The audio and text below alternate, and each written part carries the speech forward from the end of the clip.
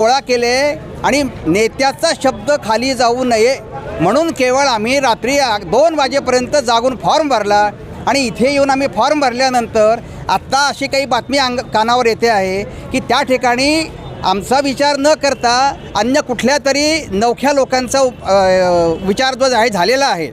जर तसं करायचं नव्हतं तर आम्हाला का सांगितलं गेलं की तुम्ही लढायला तयार आहात का आणि फॉर्म भरा।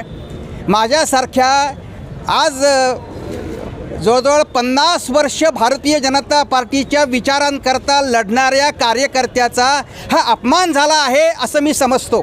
मी सगळ्यांच्या माहितीकरता सांगतो आपल्या माध्यमातून की मी जनसंघाचा मूळ कार्यकर्ता 1974 सालापासून काम करणारा आणि याच्यामध्ये असं होतं की आज 30 डिसेंबर आहे, बरोबर आजच्या 50 वर्षापूर्वी मी आणीबाणीच्या काळामध्ये सत्याग्रह केलेला आहे।